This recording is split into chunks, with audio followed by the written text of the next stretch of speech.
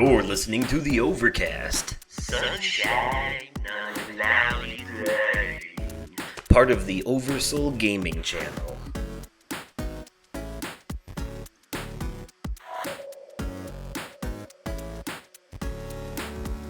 Hello there, everyone, and welcome to another episode of the Overcast. I am your host, Justin, aka Oversoul, here again with my co-host, Nick, aka the Vaping Fiend, and we're bringing you sunshine on a cloudy day. Yes. This podcast is focused on entertainment, and we try our hardest to be entertaining. Absolutely. Nick, how are you doing? What's up with you? What's new? Anything noteworthy at the moment?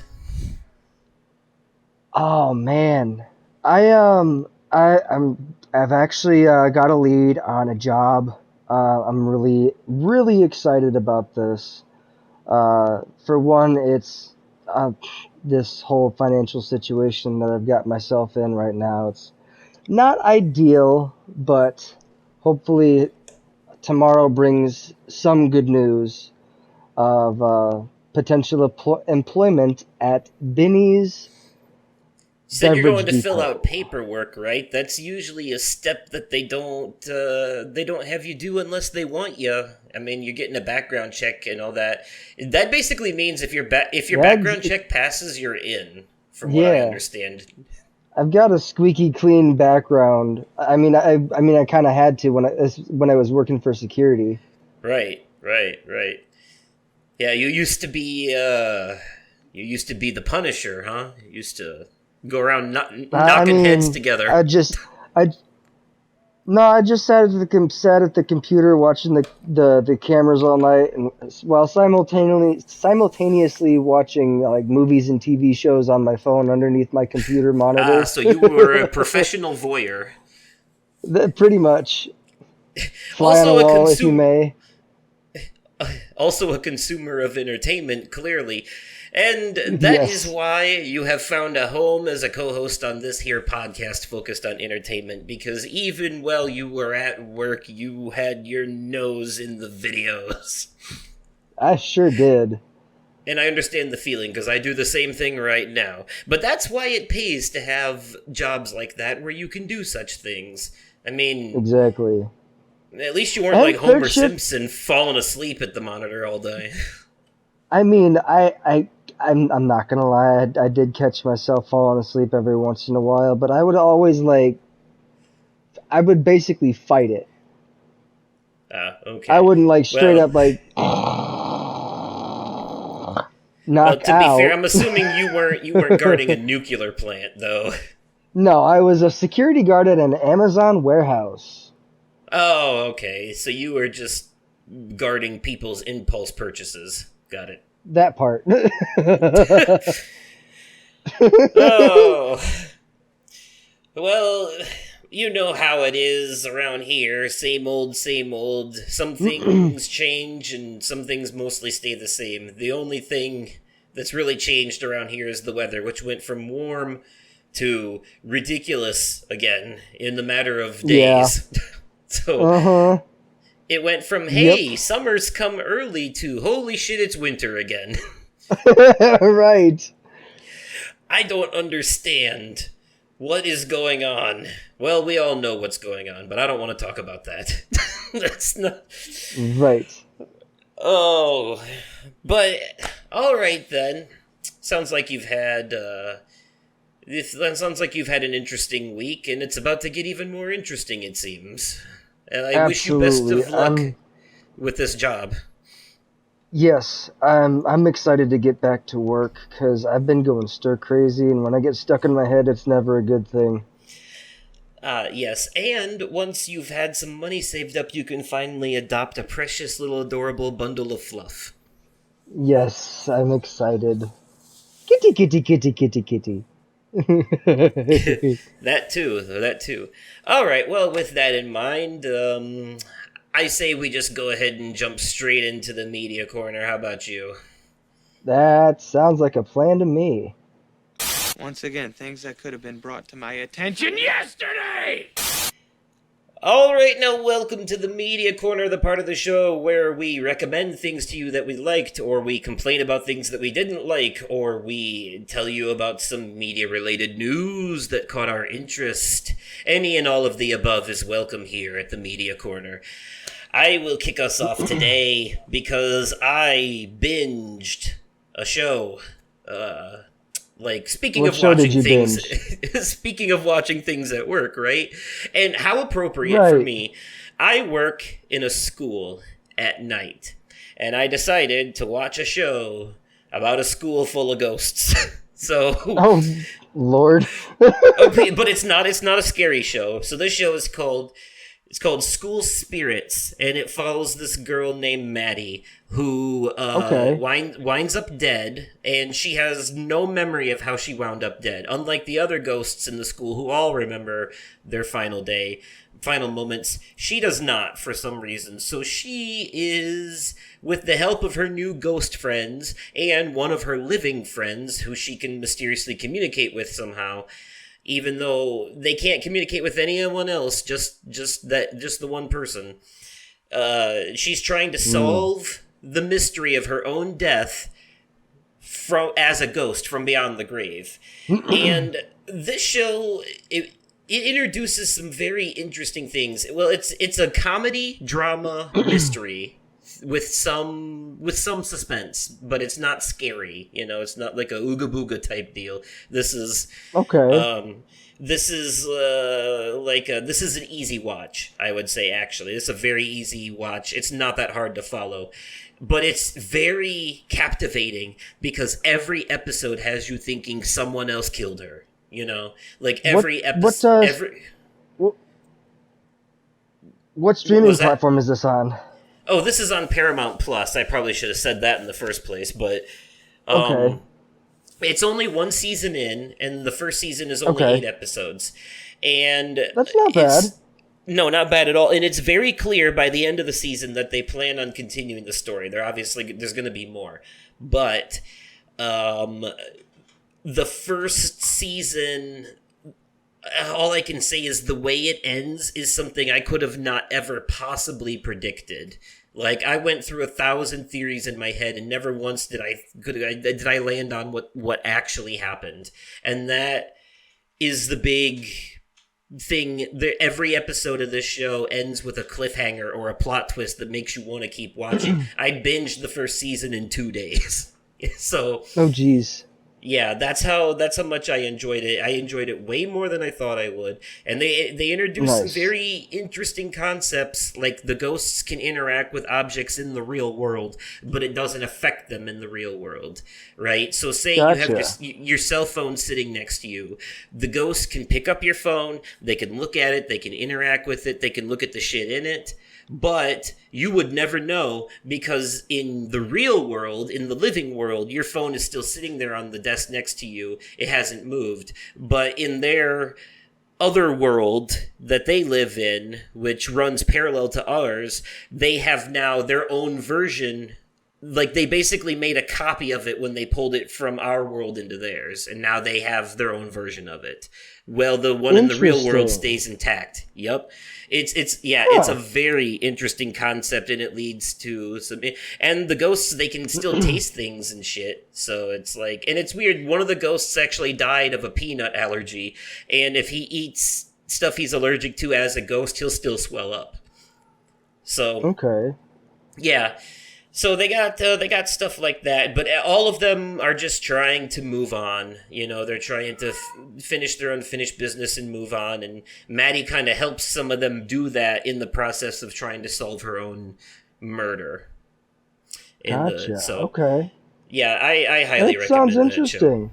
Yeah. Now is the time to get into it because it's only one season in, and the season finale just came out last week. So, Okay. last week at the time of recording this, by the way, which is April 18th. So, by the time you're Yeah. hearing this, it'll probably be like the end of April, close a year or so. So, Yeah. So All right. one of the things I wanted to bring up that piqued my interest two of my favorite things, WWE and Twitch. Now, this was posted on Facebook by Dirt Sheet Radio. They have their own like wrestling podcast where they talk about all things wrestling, and they posted on their Facebook. It says Fightful reports WWE has reached a new deal with Twitch to allow talent, the pro wrestlers, to stream with almost no restrictions. Now, before they were, before uh, when they found out that the WWE superstars were like streaming on Twitch and making money from it, they basically got told by WWE management to basically take it down because essentially a second job, and they didn't want that because they were under contract. The revenue will be a three-way split between WWE, Twitch, and the talent. Twitch and talent will take the vast majority of the split. I think that's cool because there is a lot of wrestlers that they actually sit there. They'll sit there and play video games. Like some of my favorite wrestlers, like his real name is Austin Creed, but he goes by Xavier Woods in the WWE, and he has this gaming channel that he has on YouTube called Up Up Down Down. If you ever get a chance, check that gaming channel out, and if you get the chance. Okay. It's called Up Up Down Down. Sounds like they were able to take what was a complicated situation and find a win-win solution out of it. Absolutely, yeah. Which is always a good thing. Absolutely. Speaking of video games, I recently started playing a game called Forspoken. It came out earlier this year. It's a PlayStation. It's a PlayStation exclusive, I believe. I could be wrong. Okay. I think it is. It's a very fish out of water type situation. So you play as this girl named Frey, she's from the real world, and she's kind of like in trouble with gangs and in trouble with the law, and her life is kind of falling apart, and she has hopes of running away with her cat and starting a new life, and she happens upon a bangle that she thinks could maybe make her a nice penny to start a new life. So she goes to take it, and this bangle transports her into a whole new world. A fantasy world with dragons and weird creatures and shit. And suddenly, she's a fish out of water with no clue what the hell's going on. But things start to work in her favor because in the real world, she was good at parkour, and this bangle is magical. So her real world abilities mixed with the magical bangle has allowed for her to do things in this mystical world that makes her a threat to the enemies. I don't know if you ever played or saw Infamous Second Son, but one of the first PS4 exclusives. But there was a. I remember.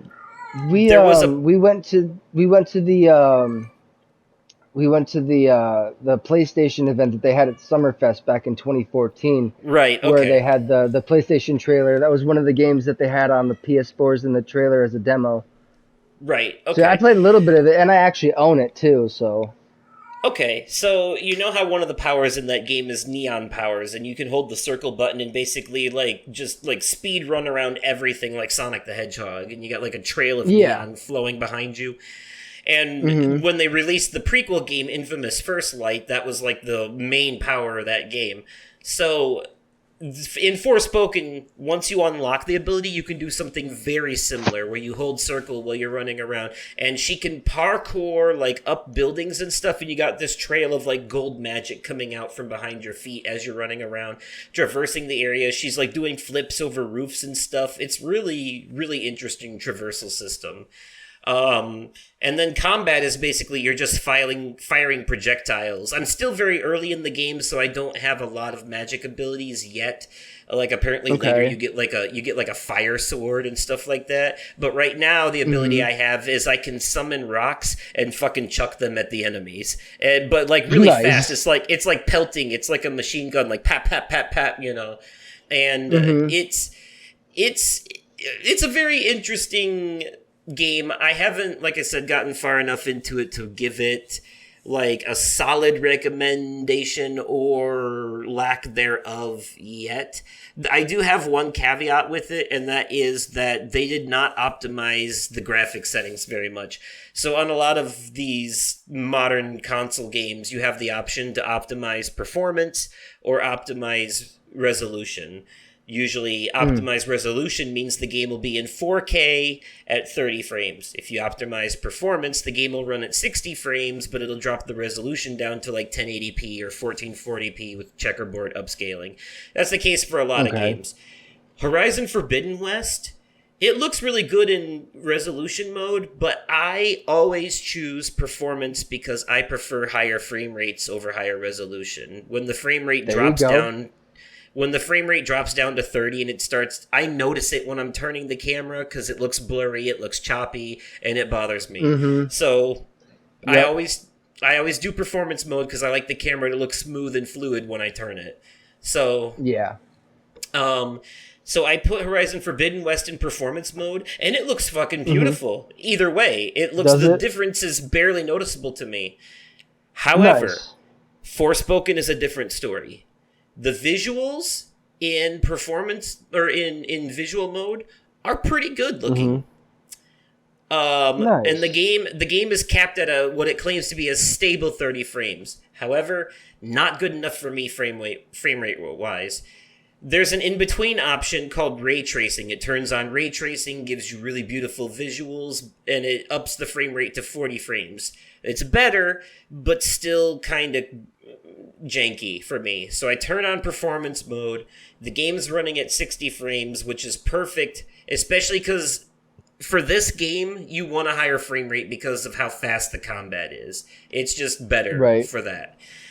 Well, I mean, because like one of the first boss battles is against a dragon, and you're like, at some point you got to get behind cover when it's spitting fire at you and shit. So you want to be able to see things. So I turn on the higher frame rate mode. I'm like, okay, this is better for that. But I immediately notice a difference in the visuals. I'm standing on the side of a mountain. I'm looking at the grass. Resolution mode, grass looks good. I turn on performance mode, grass looks like shit. And I can't get over it. I'm like, wow, the sacrifice in this was heavy. They did not go very hard on the visuals in this game at all. Like, how is it that games like Horizon Forbidden West can pull it off? They can give us a good performance mode and not sacrifice the visuals too heavy, but then this game, performance mode makes the visuals look like a PS2 game in some cases. It's unfortunate. So that is the only complaint I really have about it, but outside of that, like story and gameplay wise, I'm really into the story, and the gameplay is pretty fun. It is fun. Nice. It is genuinely fun to parkour all over the place with your magic feet. Like, and the Bengal talks to you, and he's got a British accent, and he's smarmy and funny. So there's that too. Yeah. So, I guess I would give the game a cautious recommendation at this point. Like I would go into it with cautious optimism. If anyone's to try it, I would recommend trying it, but temper your expectations a little bit, is all I'm saying. Yeah. You got anything else? Now, yeah, actually, I just saw this come across my Facebook news feed. Actually, no, this was not on Facebook. This was on my Twitter feed, posted by Regal Cinemas, and it is for a new Insidious movie titled Insidious: The Red Door. I'm excited for this. When they did Insidious: The Last Key, I thought that was going to be the last one, given what it was titled, the Last Key. Yes, like the Final Destination. Wink, wink. Yes, yeah. Bro, do you remember when you and I first watched the first Insidious, how creepy it was in that house? Still one of my all-time favorite horror movies, which I thought was doing a fantastic job up until they revealed the Darth Maul demon. That's when it kind of fell apart for me and got a little goofy at the end. Got a little actiony. But before they did that, like, I will, to this day, I will never forget one of the creepiest parts of that whole movie is that, like, the boy claims that there's something in his room and the camera just focuses on a dark corner near the ceiling and there's nothing there that you can see, but there's just this feeling you get that there is something there. And it plays on that whole old horror trope that what you don't see is scarier than what you do see. In fact, that's why the 2020 version of Invisible Man with Elizabeth Moss, that was such a fantastic fucking movie for that reason alone. Oh, absolutely. Yes, that one was good. Oh, so Invisible Man, yes. thoughts on do we know what this one's going to be about? Did they give a plot synopsis? The Lamberts, 10 years after the last installment, as Dalton begins college. Okay, so the young boy who was had the ghosts attached to him in the first movie is now a college student. Yes, this is going to be awesome. That's not the same lady. Hold on. Lin Shaye. They're replacing her. Damn. Okay. I'm still gonna watch it. Because it's from one of my favorite horror franchises. But I'm actually kind of disappointed that they're replacing her because she made the whole series. Lynn Shane is actually in The Quarry. You're not that far in yet, but she's in it. Nice. Yep. You'll see her eventually. Nice. So I say that's about all the more we know about that movie. Then is just Dalton's in college now. We'll see what happens. Yes. See, all I remember about the last key was Lynn Shane being in it and it taking place in an apartment. I know she's been like the connection between all the movies, but she absolutely has. If I remember correctly, Insidious 2 like was revealed to be like running parallel to the first movie near the end or something. Like it showed that like the dad being in the other world doing the things he was doing in there had a direct effect on things that were happening to them in the past in the real world. I believe which was weird. So. I believe so, yes. Yeah, some weird warpy dorpy timey wimey shit. Yeah. I don't think I actually have anything else, but you said you had one more thing. Yes. So I recently started watching this show. It's almost like a game show, but it's called and it's hosted by Jimmy Fallon, and it's on the NBC network, and you can also find it streaming on Peacock. It's called That's My Jam, and basically what they do is they have two celebrity contestants on each team. One of the more recent episodes they had Patti LaBelle and Sarah Hyland, where Patti LaBelle and Sarah Hyland from Modern Family was on an episode at the same time. Opposite teams, but they were on the same episode. And they play games for like points and shit. And one of the games that they play is called Nonsense Karaoke. Now, Nonsense Karaoke, they have basically they play popular songs, but they changed the lyrics to something completely ridiculous. And Patti LaBelle got up and she got to sing for Nonsense Karaoke, and she ended up singing one of her songs, Lady Marmalade. And at one point in the song, the lyric goes, "This is my Chihuahua guava." Like, what the fuck? Like, no! They could, like, she completely pulled it off. Abso-fucking-lutely she did. But the way that they mess with the lyrics for this specific game is absolutely hilarious. Now, I might be getting my game shows or in Jimmy Fallon nonsense confused because there's a lot of both, but another game that they do on there. He's done on the show on his talk show, the Late Night with Jimmy Fallon. Or the Tonight Show with Jimmy Fallon. Whichever one, his talk show. It's a musical genre challenge or something. They basically they choose a song. The generator chooses a song and a completely different music type or music genre that they have to sing that song in. Let's say basically like you get Katy Perry's Firework in the style of heavy metal. Right, okay. Yeah, he does that shit on the talk show too. Yeah, I've seen him do that with a lot of singers, but they'll do it like in the style of other singers. Mm-hmm. Yep, they take it to a whole new level on this show. It's called So That's it's an My excuse Jam. to do impressions. Right. Yeah. No, like this is it can be found on Peacock and on the NBC network.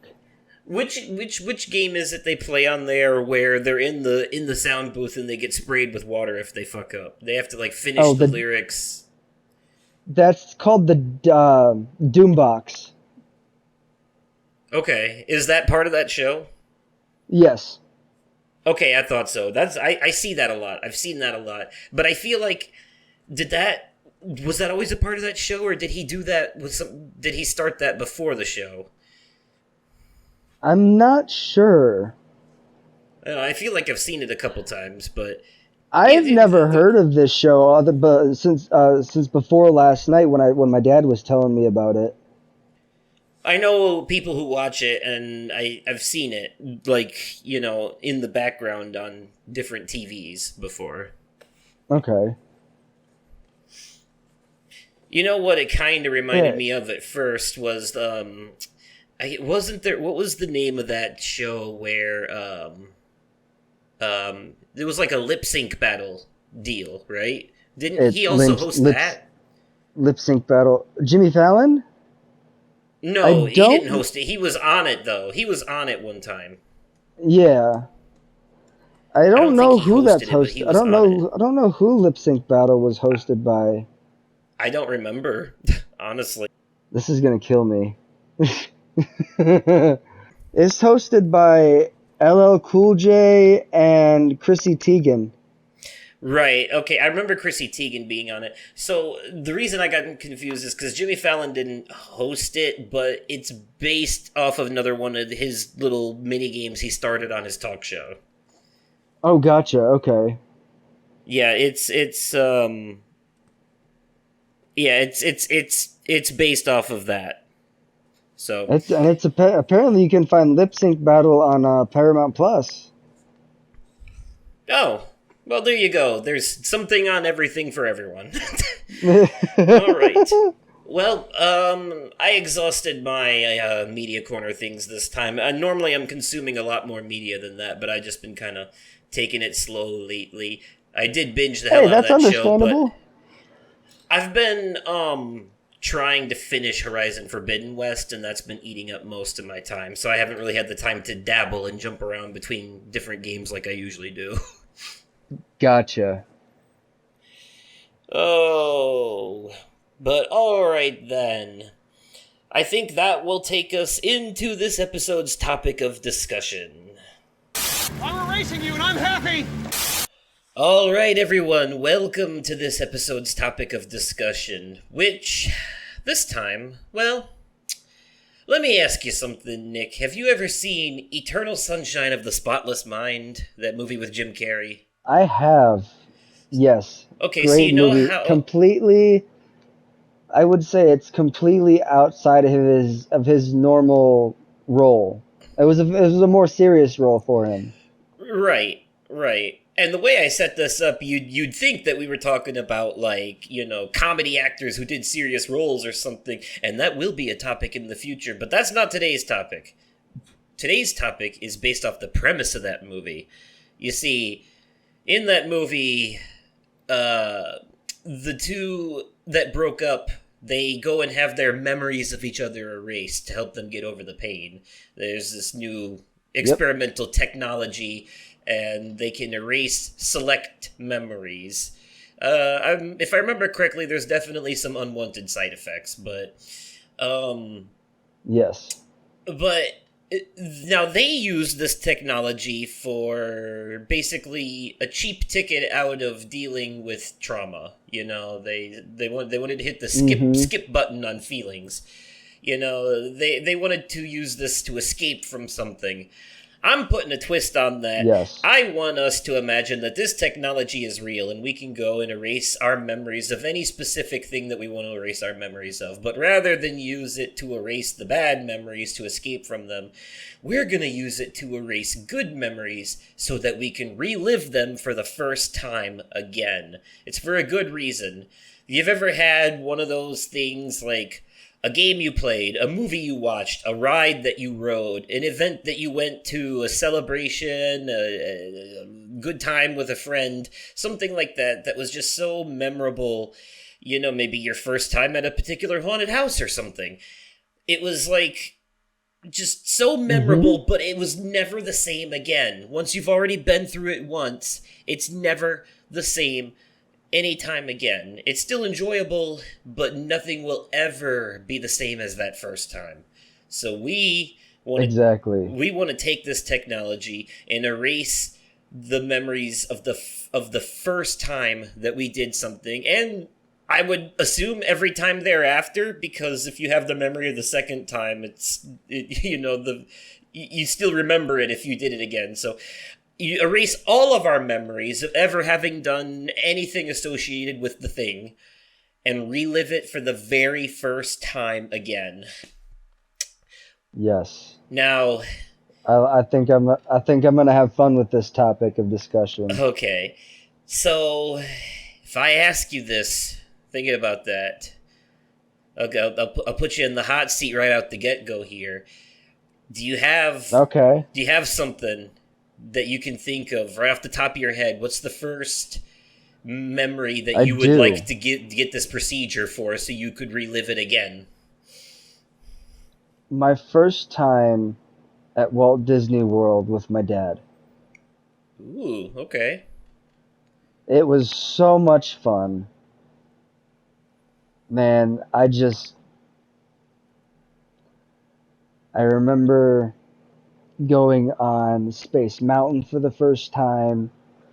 I remember going to uh I remember my all-time favorite ride. If I could erase my memory from ever riding it and just enjoy it for the first time again, that would be awesome. It's currently right now it's known as Rock and Roller Coaster starring Aerosmith. I think I remember bringing this up in another episode. I can't remember what episode it was, but I think I remember specifically talking about it.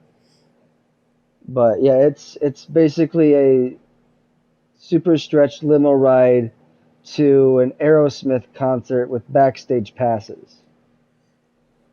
You So, go into a room and it's basically the briefing room before you go into the line, and they've got Steven Tyler and all of the other guys that are part of the band in the recording studio, and their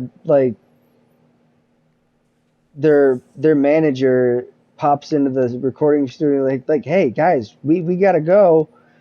And then Steven Tyler looks at everybody standing in the briefing room and he goes, well, what about these guys? Why don't we just give them all like backstage passes and get them a super stretch limo too? So yeah, it's essentially a super stretch limo ride to a high speed super stretch limo ride to an Aerosmith concert with backstage passes. Okay. Now, Yeah. now, so that does bring up an important question because you said that ride changed, right? So, I believe it's under construction right now. I believe they're switching bands. I think they're switching it to music from the classic rock band but Queen. you said it was Space Mountain and then it was Rock and Roller Coaster? Oh no, no, no! Space Mountain and Rock and Roller Coaster are two completely different rides. Oh, okay. I must have missed a transition there. Okay. I was going to say, though, because it does bring up an important question and an important caveat, because in this hypothetical scenario, we also have to assume that this technology exists right now. We're imagining this right now. With that being the case, this is not a time travel machine. This is a memory eraser. You will erase your memories of having lived these things the first time and any time thereafter so that you can relive them again for the first time. But that's assuming that everything is the same now as it was then, which Yes. it isn't always. So that's the thing, too. We will have to consider when it comes to theme parks and stuff the fact that rides have changed throughout time. Are you willing to erase your memories of the old ones in order to relive the new ones for the first time again? No, I don't think That's I a would. good question. Yeah, I don't think I would want to give that up. But yeah, no. I mean, it's a good question, but ideally, you're saying that you would want to relive riding Space Mountain for the first time again. Is that still there? Space Mountain is still there, yes. Okay, so you could do that one. You could Yeah. relive Space Mountain for the first time again. Fun Uh, fact, there was actually, they had to shut down the ride a while ago to install safety bars for the cars because they didn't have them at the time. Oh, The reason they had to install safety bars is because when you're like going through like the stars part of it, where you're like you can't see anything but like simulated stars. Well, if you look carefully enough, you can also see a bunch of like wires and metal bars and shit. Someone thought it would be a good idea to stand up in that portion of the ride, and they got themselves decapitated. oh, Mm-hmm. yeah. I think yeah. Oh, I remember hearing about that. I remember hearing about Yep. that. Hell, they turned that into one of Kenny's deaths on South Park. They did, didn't they? In the Cartman Land episode. Yes, I remember that. Yeah. Oh shit. Okay, so think about it like this then. Not only do you get to experience Space Mountain for the quote unquote first time again, but now with safety bars. Exactly.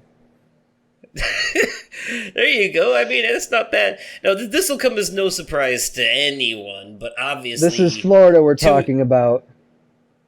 I was gonna say... oh, wow. So I was gonna say, this will come as no surprise to anyone, but obviously two of mine are, video games. One of them is the Lovecraftian sci-fi horror game masterpiece Soma. And the reason is Yes. that game lived rent-free in my head for ages. It still does, honestly. But like after I first finished it, I would lie awake at night just sitting there thinking about the deeper implications of that narrative.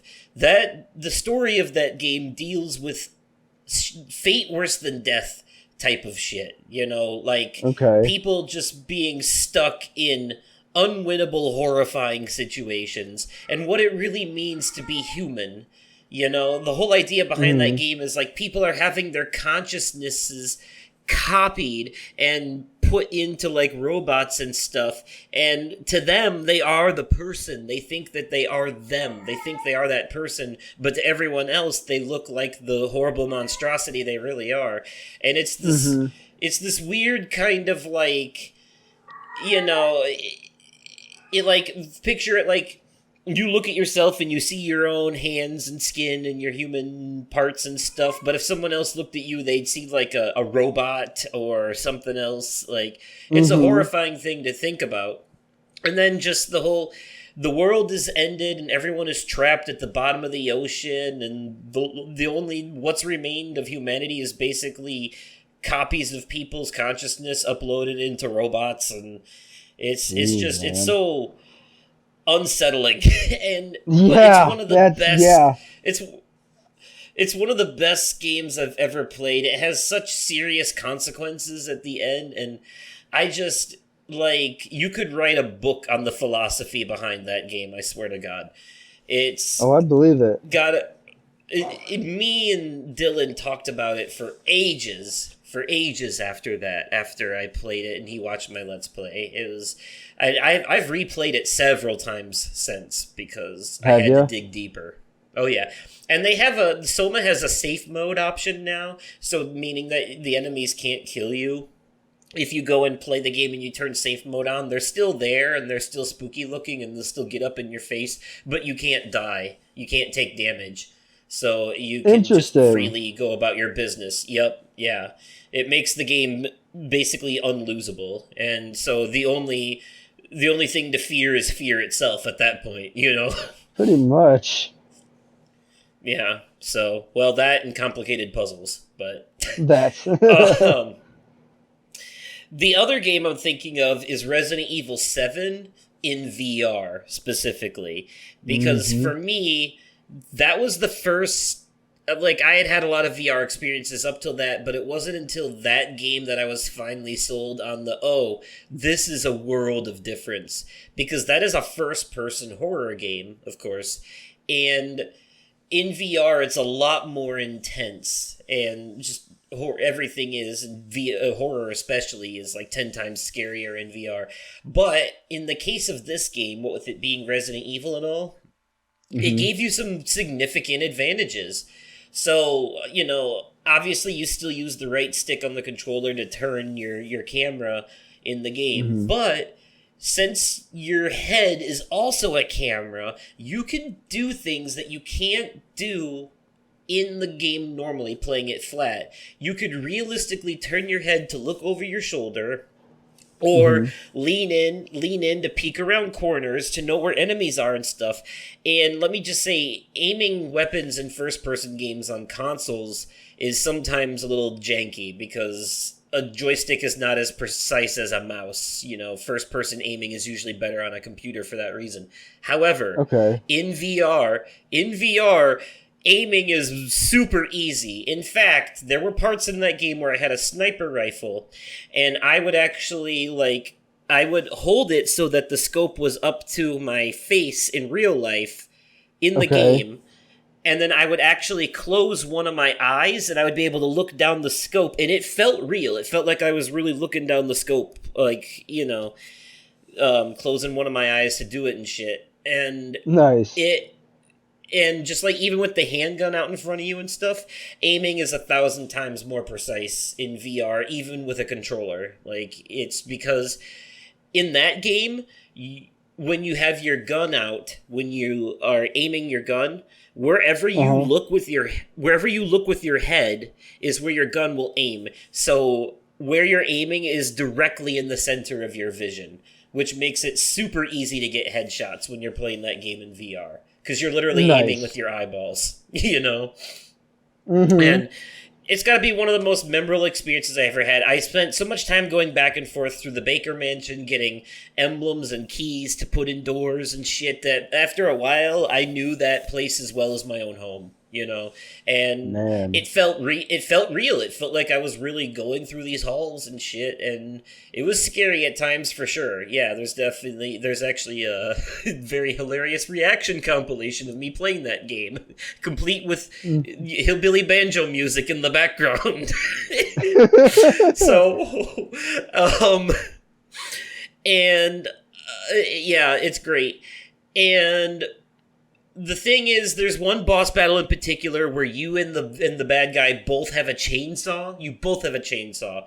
And at one point, our chainsaws clashed, and there were sparks flying everywhere, and he got right up in my face and started growling at me. And I don't know what it was, man, but, like, it all just felt so real. I was in it, because it was in VR, and I got into it, and I leaned in, and I growled back at him for real, dude. There were a couple times playing that game where I forgot it was a video game, and it started to feel a little bit real. You know, I had to remind myself. But that was when VR was still in its infancy, and it was pretty new to me. Now I've become so desensitized to it that it just feels like a video game in 3D. But, like, when I first did VR stuff, it really did feel like I was in that world. I got super immersed, you know. But the more you do it, it starts to lose its novelty after a while. Eventually, you become used to it, and it's like second nature. And it's like, oh, this is just like any other game now, but strapped to my face instead, you know.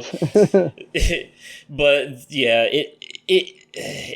that's why I try to take breaks from it. So when I come back into it, it kind of gives me that sense of wonder again. That's another thing I wish I could relive for the first time. Not just that game, but that sense of awe and wonderment the first time I ever tried VR. Specifically, when I tried it at Best Buy, when my brother Dalton was working there, and he was like hosting a little impromptu VR demo thing. They didn't technically have permission to do that, and I had posted a YouTube video about it, and the store kind of got in trouble because the video got a lot of attention. But yeah, but it was fun. I got to when I first tried it. It was like it took me through these different sections where I got to look at different things. There was a part where a T-Rex was walking towards me, and it like walked over me, and I looked up at it as it walked over me, and I was like, "Holy shit! That sense of scale, man. That's otherworldly." Nothing. They have to make huge strides with VR to ever be able to like provide that same sense of wonderment for the first time again. I'm hoping I get a chance to try the PSVR 2 here soon, because I hear good things, and I'm excited for the visual upgrade from the old one. Oh man, what other kind of memories are we trying to relive, Nick? What's some of you? Do you have any games or movies that you wish you could re-experience for the first time? I wouldn't necessarily say games, but stuff like seeing no game so good that it was like, man, the story was so good that I wish I could like erase my memory of it and just experience it again. Not that I can think of. Okay. But like reliving moments like my first hockey game, my first concert, or one of or even a specific concert. One concert in particular that I really wish I could erase my memory and relive it again for the first time would be a Bon Jovi concert. The Bon Jovi concert that I went to back in July of 2013. Yeah, that was at Soldier Field in Chicago. Tell me more. Home of the Chicago Bears. Man, I'm telling you, we sat 50 yards from the stage. One of the songs that he did was "Wanted Dead or Alive," and they started playing the music, but John Bon Jovi said he wanted the crowd to basically start the song out, and he would pick up whenever he feels the need to. which was like the audio the entire stadium was singing the very first verse of that song before he picked up. It was Nice. one of the coolest experiences I've ever had, and it was amazing. And do you think if you were to erase your memory of that concert and then you were go see him live again now, that it would be a similar experience? Possibly, yeah. You think it would be just as good? That's good. Yeah, no, that's a serious question. I'm not challenging you. I'm curious. Oh yeah, no. It's just yeah, no, definitely. I think it would definitely be about the same. Because John Bon Jovi, the whole band, they put on one hell of a show, and they always make it entertaining. They never disappoint. Okay. Now You know, I get. another Oh, keep, uh, keep uh, going. Sorry. there was a there was another like concert related event that I went to that I would love to relive again for the first time. Not necessarily a concert, but it is kind of a sporting event.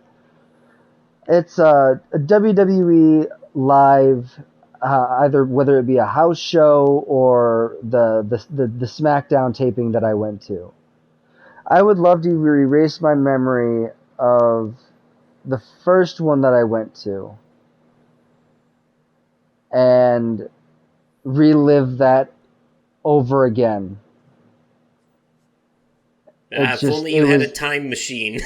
oh man, I'm telling you, because I've been to a lot of them. I've been to at least five or six. But if you erase the memory of your first one, if you erase the memory of all the ones that you went to, and you went to the next one, and as far as you knew, it was if your next one that you went to was the first one you ever went to, as far as you knew, do you think you'd still be as much into it as you are now? Oh, absolutely. One reason. Erasing those Yeah? memories wouldn't necessarily be a bad thing either.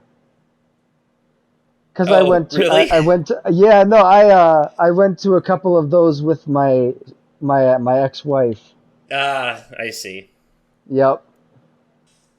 So it's funny that you brought up music, because I was actually just like as you were saying what you were saying, I kind of just thought of one on the fly. I think I would love to erase my memory of having ever listened to any song ever by the Gorillaz and rediscover them for the first time again, That'd be because awesome. that was a very memorable moment in my childhood, discovering them on that Toonami that first night, which I guess I would Mm-hmm. technically have to erase my memory of having seen that, which also means I would have to erase my memory of Daft Punk. Yep. But the two always kind of went hand in hand. That would be, you know what, fuck it, Gorillaz and Daft Punk, I would erase my memory of both of them and rediscover them again for the first time. Or as There you Daft Punk go. might say, one more time. Yep. But yeah, because they're both just they're very fun bands, and it's like there are some things that I wish I could redo. Like, okay, like I know that you are like at the point where you feel like trying to catch up on the MCU would be a chore now, so you jump around. I actually envy you. I wish I could erase my memory of having watched everything up till now in the MCU and re-experience all of it again for the first time. I would Yeah. love to. Yeah, I mean, I've before Endgame came out, I went back and rewatched everything from the beginning. I actually have a collection that is the first three phases, all 23 movies in the first three phases, because they didn't start doing Jesus. Disney Plus shows. They didn't start doing Disney Plus shows until Phase 4. So, all the way from Iron Man to Endgame, I have a collection that has all 23 of those movies in it. Nice. Um, and it is, I should say, from Iron Man to Spider-Man Far From Home, because that came right after Endgame and was technically the last movie in Phase 3. Yes. The one with Jake Gyllenhaal as Mysterio. Yep. So I do wish I could erase my memory of a lot of those and relive them for the first time again, especially because once we started hitting like phase 3, things started to get a lot better. You know, speaking Yes. of things like Black Panther and Spider-Man and all that, those were some of the first movies where we finally started to get villains that actually mattered. Like, Yes. not that actually matter, villains that had actual, like, motivations that made sense. So it's stuff like that that makes me want to relive these things for the first time again. You know, movies like Yeah. Shang-Chi because of the beautiful visuals in that one. Gotcha. But then there's also just like the holy shit moments too. Like Avengers Infinity War had a lot of like moments that were like, oh my god, whoa, shit. Yeah, there was a lot of intense were moments in that one. those are moments that, like, when you see these in the movie theaters on the big screen for the first time, these moments are like super impactful, you know. Mm-hmm. And it's just, they just don't hit the same again the second time around. And me personally, I'm a sucker for like a long running connected universe thing or something like that. So like if I had just discovered the MCU for the first time today, I would be I would be beside myself with excitement. I would be like, oh god, I need to know what every last thing is and watch all of it in order because that's just the kind of person I am. Slowly but surely, I will eventually do that with Star Wars too. I have I haven't watched several any shows of, and movies. I haven't watched any of the Mandalorian season 3 yet. I'm very behind on season 3, but admittedly I haven't watched Rogue One or Andor. I haven't watched Solo. I haven't watched all of the Clone Wars, although I'm familiar with that, mostly the animated series that's part of it. But I haven't watched The Bad Batch or Rebels or any of that stuff. I have watched Obi-Wan. I watched the first 2 seasons of Mandalorian. I watched Boba Fett. I watched all of that. I've seen most of the movies that weren't... I've seen all of the 9 main numbered movies. I saw Rise of Skywalker Jedi Fallen Order. I saw Rise of Skywalker in theaters. Christmas Eve 2019. I saw all 3 of the new ones in theaters too. Now those aren't necessarily movies that I care to erase my memory of and relive, so to speak. I'm content with the memories I have of them. I don't need to see them again. Like, it's okay, you know. Just the whole thing. I love Star Wars, but none of it is so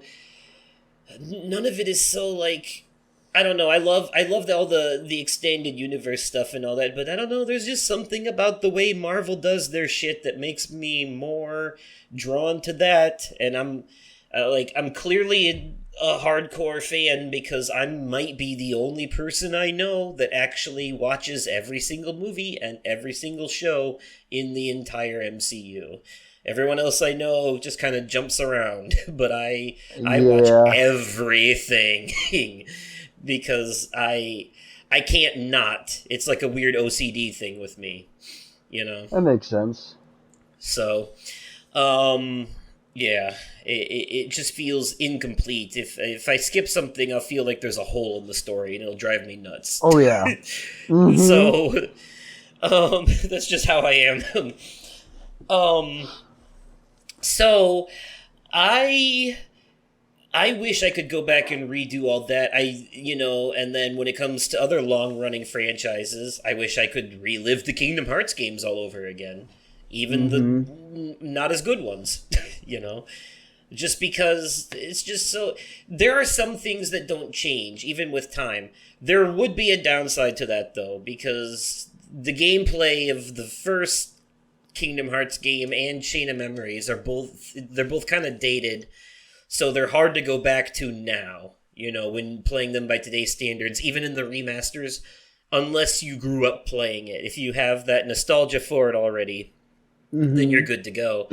But you can't, you know, I know a few people who didn't grow up playing those games who tried to get into them and play them now, and they had a kind of a hard time getting through the early games. And I don't blame them, honestly. Remasters can only do so much. It's spit shine. If you want to fully modernize it, you got to do a full-fledged from the ground up remake. So, yeah, that.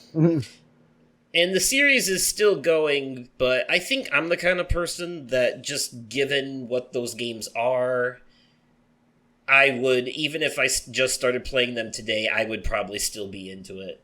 I would still, knowing me and the things I like, I would be into it. You tell me, Connected, basically, when it comes to me, I'm like, look, you had me at Connected Universe franchise, I'm sorry, crossovers with who? I'll take it. Right? I watched all the Arrowverse stuff up to Crisis on Infinite Earths and the end of Arrow, like when season 8 ended. Then I kind of fell off of all of it after that, and then the shows all started ending, so it stopped mattering anyways. But when it comes to the MCU and Kingdom Hearts and Assassin's Creed, you bet your bottom dollar I'm on top of every last little piece of fucking information and lore and material and shit that comes out. I just watched a YouTube video the other day where somebody sat there and explained the differences between the Chain of Memories game and the novel that's based on it. Okay. So yeah, I would be into them again, I think. Hell yeah. There's a show that I wish I could erase my memory of watching and then go back and rewatch it for the first time. Lucifer. Oh. Good fucking show. Great fucking show. Speaking of connected universes. Yeah, right? He was in an episode of The Flash. Yeah, he made an appearance in Crisis on Infinite Earths. Did he? Yeah, yep. Okay, nice. That's what that was. Nice. Very nice. What is it about that show that has you so bedazzled that you would love to re-experience it? It's so funny. Like, you got a dude that was ruling hell, and he just got sick and tired of how things were being. Like, he didn't have any say of what went on. So he decided to basically say, bye, fuck you, hell, I'm going to go live on Earth amongst the people. And he had this fucking nightclub, and it was, I don't know, just the way he reacted to things, the way he interacted with the people was fucking hilarious. Nice. So it's one of those like I wish I could hear the funny parts for the first time again, so I could laugh as hard as I did the first time. Exactly. Yeah, it's Lucifer.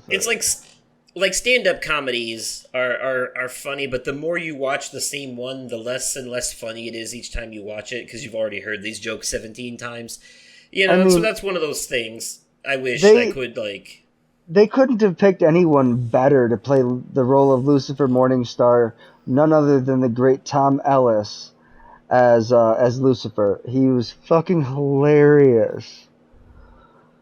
It says, Lucifer Morningstar has decided he's had enough of being the dutiful servant in hell, and he decides to spend some time on Earth to better understand humanity. He settles in Los Angeles, the city of angels. Nice. Yeah, it's funny.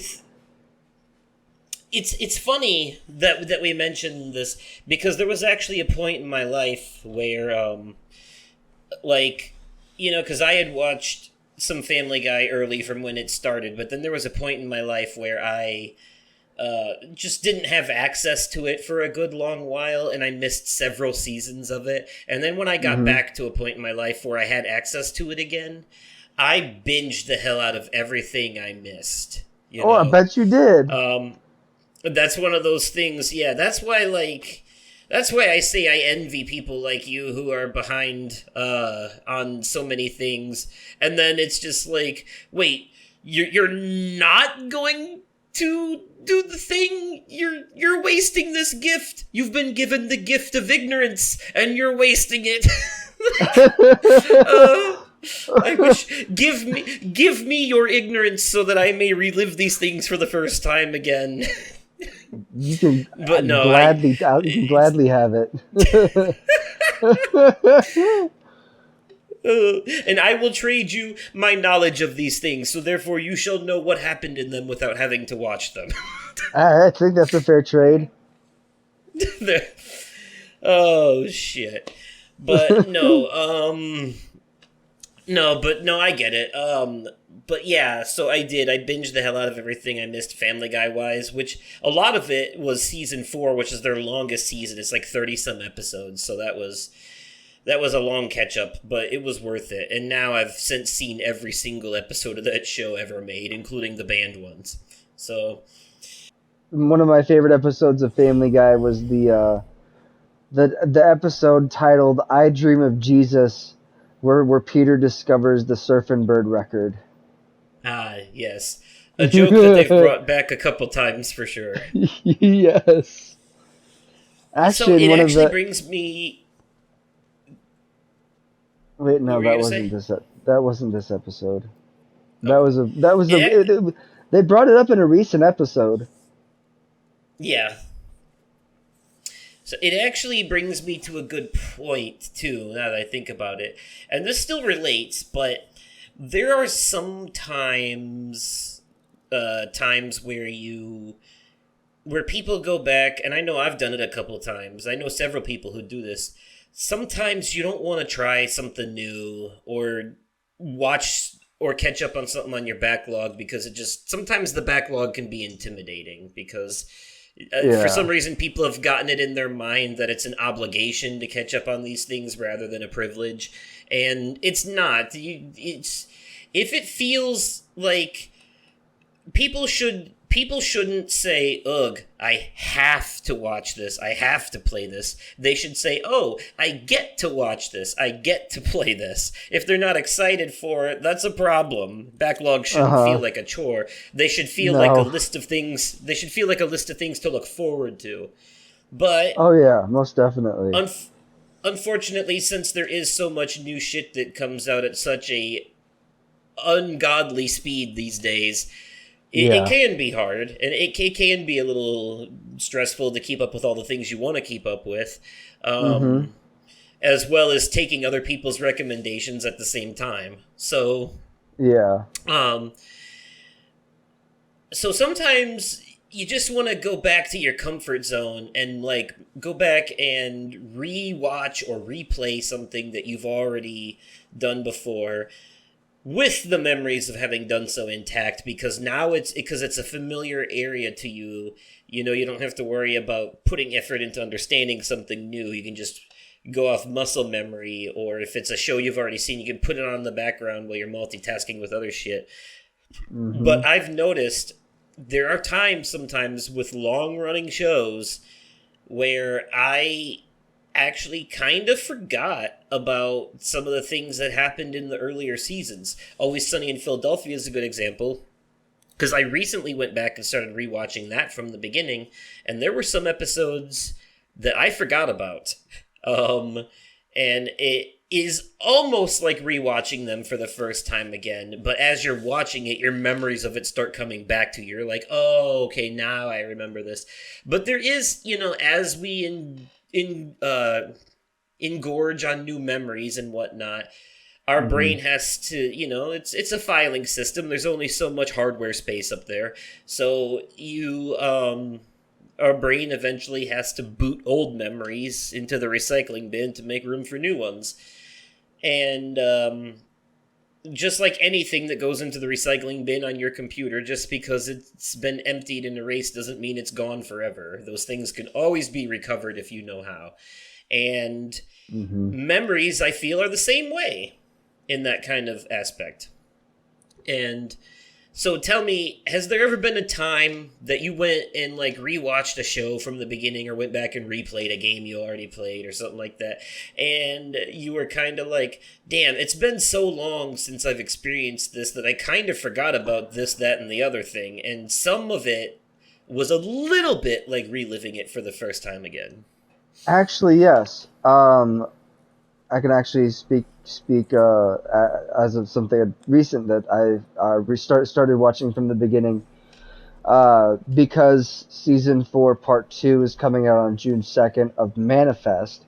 I am rewatching Manifest from the beginning up until I want to try and have it finished before June 2nd, so that I can just straight up, like, I have at least a little bit of a time gap, like maybe a week, maybe a couple days before the final part of the season 4 part 2 comes out. Okay. You know, that's actually been my excuse for going back and rewatching or replaying things sometimes too. There were a couple times back when it was still reasonable to do so, and when there wasn't like 1,400 games in the franchise.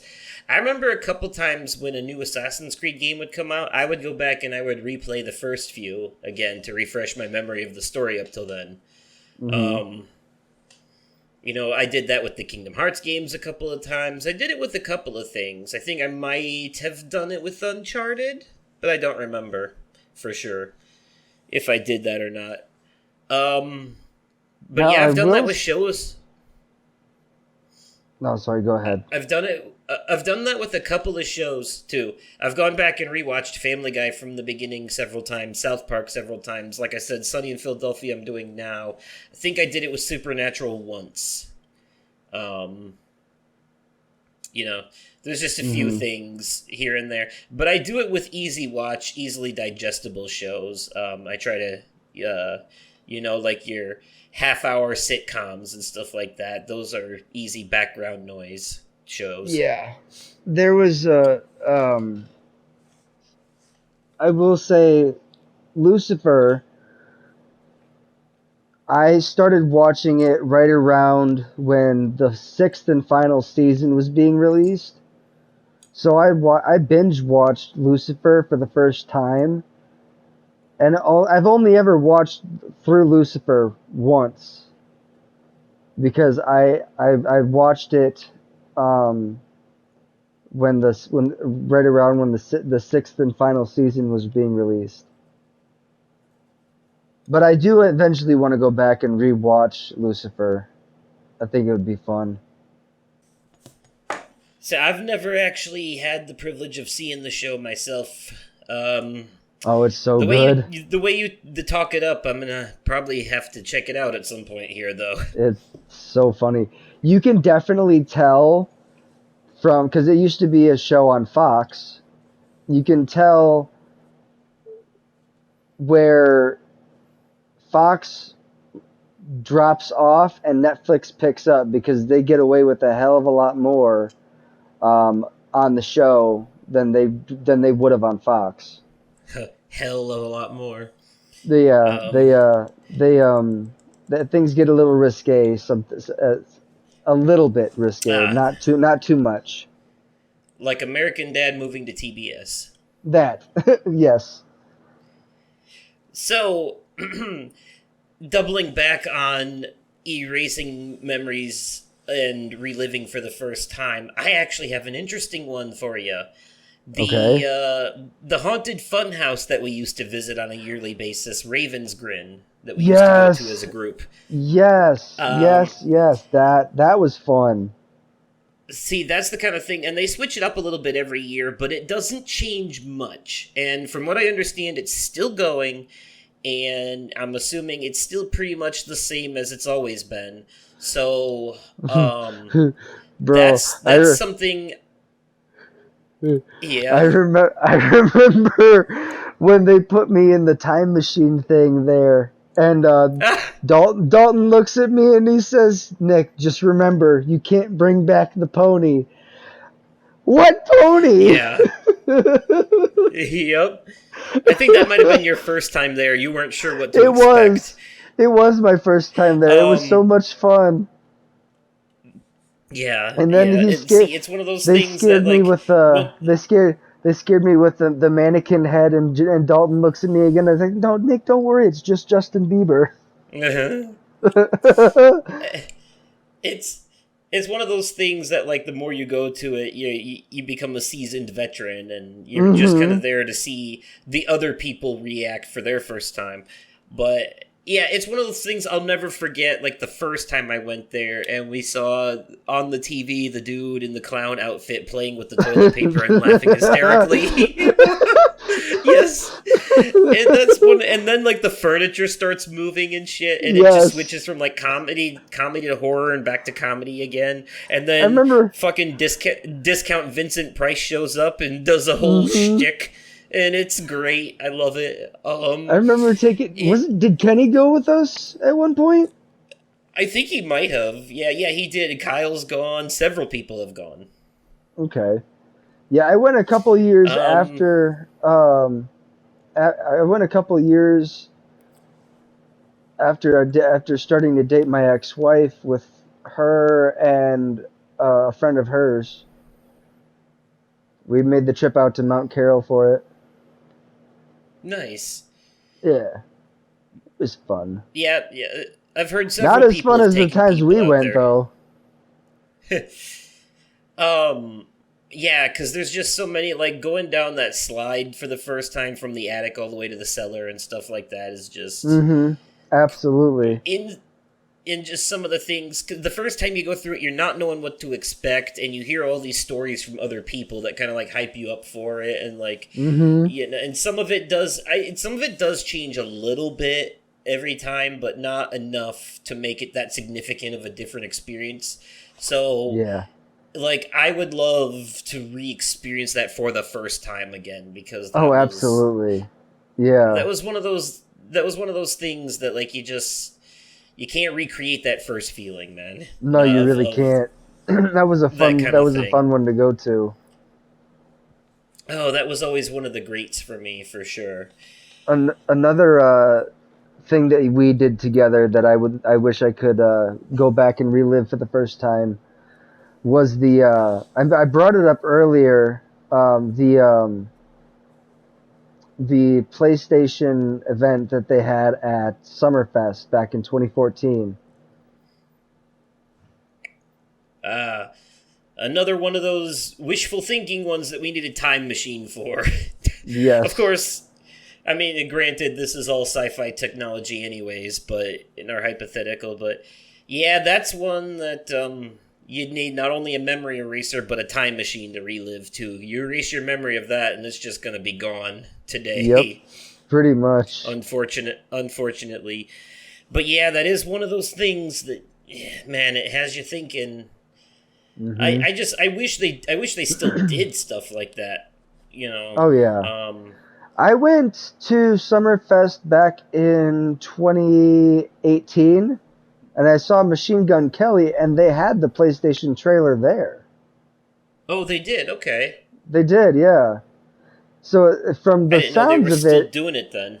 From the sounds of it, they might have made it a regular thing. Maybe. COVID changed a lot, and a lot of things that stopped did not start back up again. That's true. Summerfest is something that'll always be around, though. Summerfest will always be around, but I'm saying, like, certain things, like those, certain types of events and stuff like that just don't happen anymore.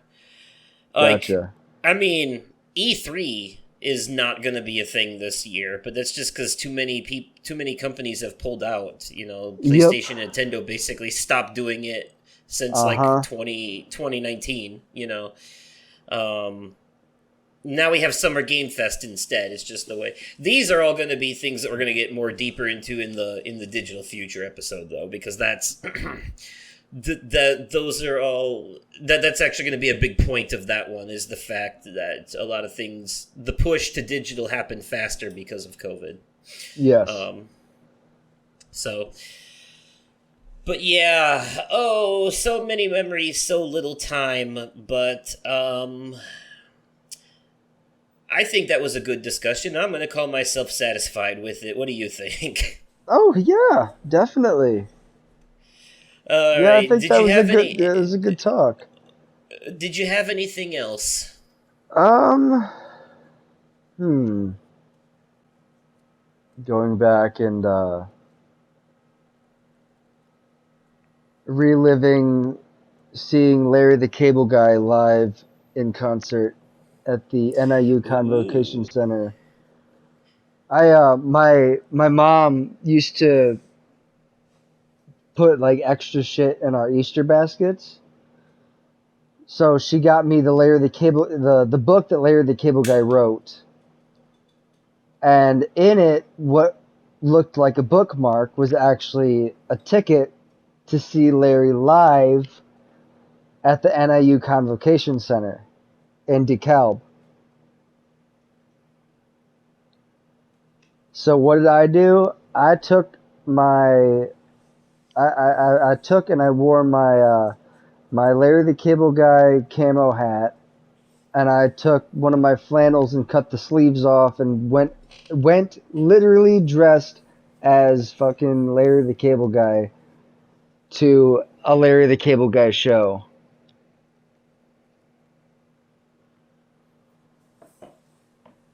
And it was just so much fun.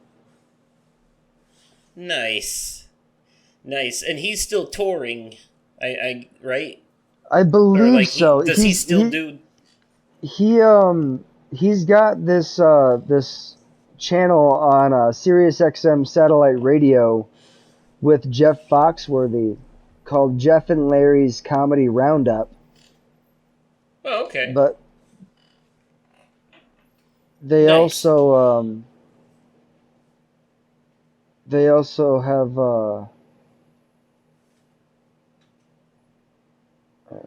okay, let's see. He's also got something that he does on his own called Larry the Cable Guy and the Fun Bunch with a completely separate group of people. Oh, I've heard of that. Yeah, Larry the Cable, and then you got A Comic Mind hosted by Jeff Foxworthy, and then Jeff and Larry's comedy specials. Yeah, that's all on Sirius XM satellite radio. Nice. Fun fact, I used to work for them. Alrighty then. Well, I think that'll do it for the conversation this time. Yes. We covered some pretty good ground there. Oh yeah. Well, Nick, unless you have any finishing thoughts, I think that'll actually do it for this episode too. Overall, I don't think I have any finishing thoughts this week.